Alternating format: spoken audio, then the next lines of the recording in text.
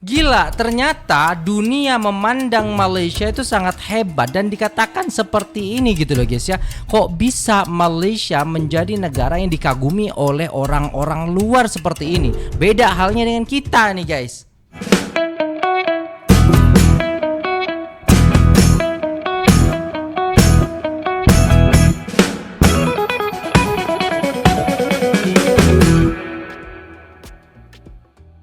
Assalamualaikum warahmatullahi wabarakatuh. Jumpa lagi dengan saya guys, Cak Mujib. Gimana kabar teman-teman semua? Semoga sehat selalu dalam lindungan Allah Subhanahu wa taala, dijauhkan dari segala mara bahaya, malapetaka, bencana dan bala serta berbagai macam penyakit. Amin ya rabbal alamin. Oke, kali ini kita akan mereaksi sebuah video. Ini sangat menarik sekali ya guys ya. Bagaimana pandangan orang luar ataupun memandang hebatnya Malaysia ya di mata dunia seperti itu. Apa sih yang mereka istilahnya kagumi daripada Malaysia ataupun negeri jiran kita ini? Jom kita simak bersama videonya, tonton dari awal sampai akhir supaya tidak salah faham. Let's go. Malaysia ni bila pergi hantar ke mana boleh ditenteramkan semua orang. Allah. Pasukan Israel tu dengan Ustaz Mat tu panggil dia Muhammad. Dia tengok Ustaz Mat pun dia dah tahu dah kuatnya Malaysia hantar orang macam Ustaz Mat je lawan dia. Allah. Itu tentera Israel kan tengok Muhammad suka dia. Muhammad popular nama dia dekat penjara tu.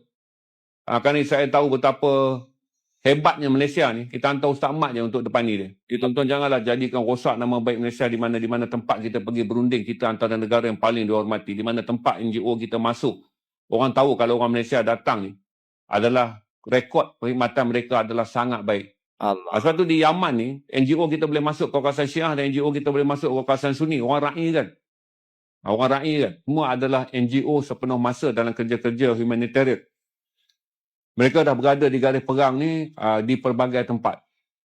Sumut adalah satu daripada puluhan siri yang mereka lakukan. Saya rasa Nick Aziz, kawan saya Nick Aziz daripada Mapim dah fly ke Syria. Saya rasa sebab dia bagi tahu akaun dia sebelumnya adalah menjaga kira-kira 3,000 pelarian Syria. Lepas tu ada satu grup, mereka nak bangunkan sebuah kampung di Yaman untuk 10,000 orang.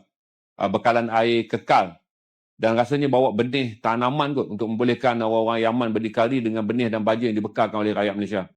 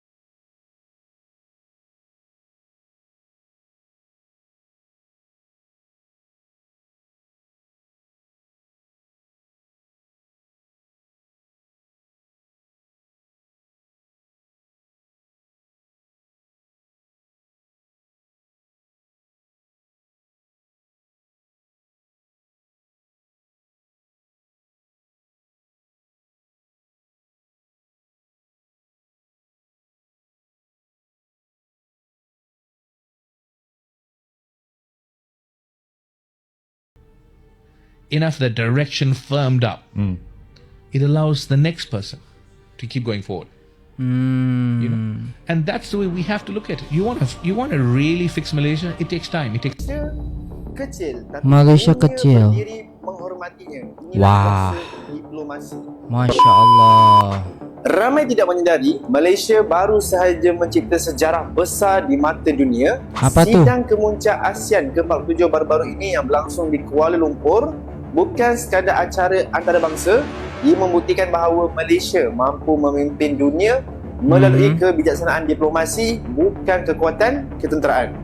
Bayangkan dalam satu sidang yang sama hadir Presiden Amerika Syarikat Donald Trump, Presiden Brazil Lula da Silva, dan juga Perdana Menteri China Li Qiang serta pemimpin dari Eropah, Jepun, Kanada dan negara-negara BRICS. Mereka semua datang ni bukan kerana Malaysia negara besar, tetapi kerana mereka menghormati kehebatan diplomasi Malaysia dan kepimpinan yang terdiri oleh Datuk Seri Anwar Ibrahim. Seperti yang disebut oleh Menteri Komunikasi, Malaysia mungkin tidak memiliki senjata nuklear, namun cara kita mengemudi ASEAN dalam gelora geopolitik dunia membuktikan bahawa kita sebuah negara kecil dengan pengaruh yang amat besar. Malah Selepas sidang itu, nilai ringgit terus mengukuh tanda keyakinan dunia terhadap kepimpinan dan kestabilan negara. Tahun 2025 menandakan Malaysia sebagai nadi ASEAN memperjuangkan suara rantau ini sebagai pusat keamanan, pelaburan dan masa depan Asia Tenggara. Namun, soalnya kini dalam dunia yang syarat dengan propaganda dan perebutan kuasa besar, adakah kita, rakyat Malaysia, benar-benar sedar betapa kuatnya negara kita ini apabila kita bersatu dengan maruah dan diplomasi? Kongsikan pandangan anda, adakah Malaysia sedang melangkah menuju era baharu sebagai kuasa diplomasi dunia? Malaysia, kita menduduki tempat 79 daripada 146 buah negara. 51% lah lebih kurang. Ataupun kalau di sekolah kita panggil C. Negara kita C. Bahagia tidak? Derita apa tidak? Muzabzabi nabaina dzalik. La ilaha ula wa la ilaha ula. Allah. Mari kita lihat negara kita. Negara kita dianggap negara yang derita. Mereka mengatakan sebab banyaknya masjid negara kita, maka kita derita. Banyaknya surau-surau negara kita, sebab itulah kita derita. Dan mereka letakkan kita nombor 79 daripada 146 negara. Allah. Tempat yang paling antara negara yang sangat derita. Tuan-tuan, tahun lepas kita mendapat tempat 55 tak silap saya. Malaysia yang kau cintai. Dan tahun ini kita mendapat 79 pada tahun 2023. Dan kita adalah lebih bahagia sikit daripada Indonesia, lebih bahagia sedikit daripada China mengikut bangsa bersatu. Dan itulah yang berlaku negara kita. Negara kita standing dengan Libya, Vienna, Indonesia, Kongo, China. Rusia juga derita mengikut bangsa bersatu. Malaysia 79 tempat mendapat markah 5.3, hampir-hampir gagal. Kita dapat C. Kalau dinasti C itu gagal. Dan kita mendapat markah C. Oleh sebab itu, jumlah penduduk kita adalah 33 juta. Kita menduduki tempat 79 dalam indeks kebahagiaan yang ditentukan oleh bangsa bersatu. Alhamdulillah, kita lihat negara kita, Allah berikan rezeki. Betul. Petronas yang terpancuk daripada laut kita, bumi kita. Allah berikan kekayaan pada kita, luar biasa. Sejak merdeka, inilah detik-detik kekayaan negara yang harus kita kongsi bersama. Betul. Dan kita mencari kali membina infrastruktur kita negara kita dengan sistem jalan raya yang terbaik di Asia Tenggara. Alhamdulillah. Alhamdulillah. Kita bahagia. Kita juga membina bangunan tinggi. Bahkan kita masih pegang rekod dunia. Menara kembar yang paling tinggi dunia ialah Petronas kita. LCC kita. Dan tidak dapat dicabar oleh mana-mana bangunan dunia sebab kita ada kembar. Bangunan paling tinggi ialah Burj Khalifah, tetapi bangunan kembar masih kekal Kuala Lumpur. Allah. Kita dikenali dengan bangunan tinggi dan lebih menarik kita membina sebuah bangunan yang kedua tertinggi dunia, iaitu Menara Merdeka 118. Dan kita kalah pada Burj Khalifah. Kita duduk nombor 2 di dunia.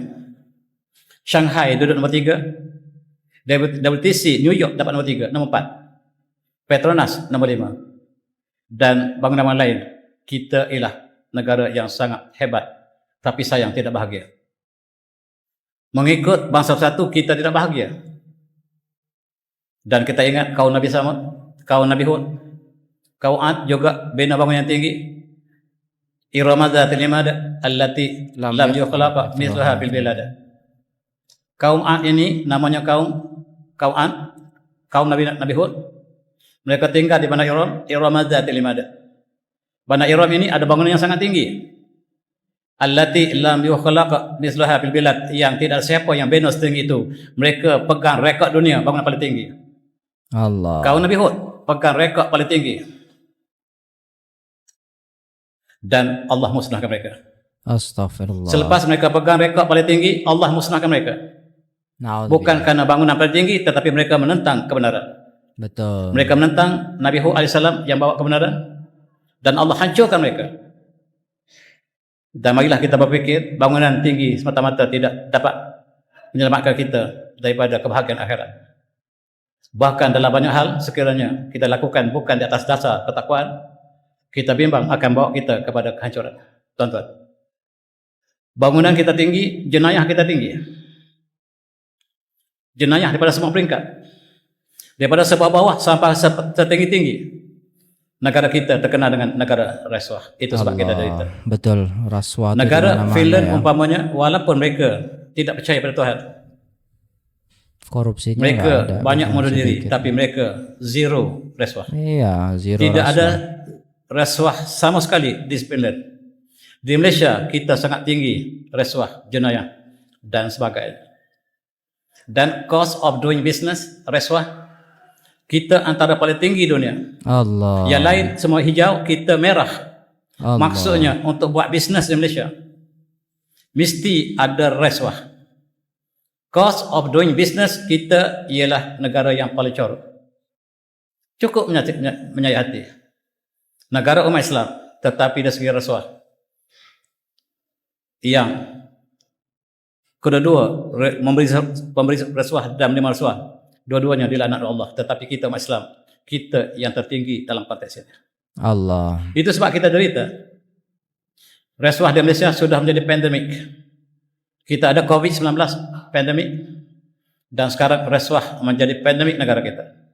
Ini open secret, semua dunia mengetahui. Itu sebab kita berdiri 479 di dunia. Mari kita berfikir. Ini mencucuk diri kita sendiri. Bila kita sebut keburukan kita, bukan tujuan untuk memburukkan, tetapi untuk kita baiki. Supaya kita menilai kembali. Dan kita baru saja menyambut Hari Malaysia yang ke-60. Yang kemerdekaan yang ke-65 barangkali. 66. Malaysia is ranked number 1 in this. That's why you don't challenge your boss. Wow. There's a Kenapa global tuh? Kenapa study tuh? called Hofstede Cultural Dimension Theory. In this study, Malaysia is ranked number 1 in the world in this thing that is called power distance. Wow. Which means we are taught to respect the authority rather than challenging it. After coaching a lot of working professionals, one of the things I kept on hearing is this: my boss is toxic, my boss always puts people down, and he doesn't respect me, and no one is saying anything about this. And here's the thing, right? It's not always about shouting, it's not always about drama. It could be a subtle discouraging word, a subtle demeaning or subtle personal attack on you, which slowly affects your mental health. And because it's not our norm to challenge about this, no one's saying anything about this, it becomes a norm for us to just accept and just tahan. These will always be a problem unless companies and organizations start to focus on leadership skills rather than just performance deadlines and everything.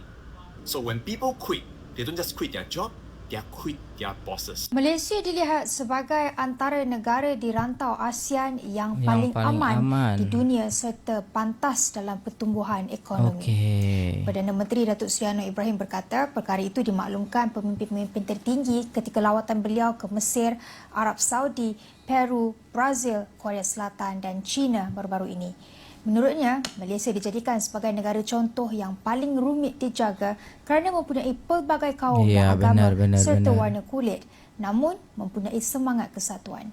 Wow. Saya baru pulang dari Mesir, Saudi, Peru, Brazil, Korea dan sebelum itu China. Dalam masa yang singkat. Mengapa mereka lihat kepada Malaysia dan ASEAN? Itu kata mereka rantau yang paling aman, di antara rantau yang paling aman di dunia. Dan Malaysia contoh, Masya Allah. negara dengan pelbagai kaum, pelbagai agama. Allah. Orang luar meneropong dan kata, ini di antara negara rumit dijaga, banyak failnya, pelbagai warna kulitnya, tetapi ada semangat kesatuannya dan aman. Betul. Dan ini juga rantau Malaysia dan ASEAN yang dianggap paling pantas kelajuan dan pertumbuhan ekonominya. Alright guys, udah selesai videonya dan itulah tadi pandangan dunia terhadap negara Malaysia ataupun jiran kita ini ya guys ya. Jadi melihat bagaimana kepemimpinannya, bagaimana kerajaannya, bagaimana kehidupannya, dan bagaimana istilahnya orang-orang Malaysia di mata dunia ini sangat-sangat berbeda sekali ya guys ya. Kalau kita tengok tadi yang disampaikan, banyak sekali istilahnya memuji bagaimana kepemerintahannya, bagaimana orang-orangnya seperti itu. Memang mengagumkan seperti itu menurut istilahnya pandangan orang-orang luar terhadap negara Malaysia seperti itu ya guys ya. Kalau menurut teman-teman pandangan teman-teman gimana? Coba aja komen guys ya. Gimana pandangan teman-teman dengan istilahnya negara jiran kita ini yang ada di Malaysia seperti itu. Kan pasti setiap orang ada pandangan seperti itu ya guys ya. Ada juga istilahnya yang memandang baik, ada yang memandang buruk, tergantung daripada persepsi kita. Tapi yang terpenting di sini kita ambil kebaikannya, dan yang tidak baik nggak usah diambil ya guys ya. Nah mungkin itu dulu videonya. Terima kasih sudah tengok video ini sampai selesai. Jangan lupa like, share, komen, subscribe. Saya pamit undur diri. Wassalamualaikum warahmatullahi wabarakatuh.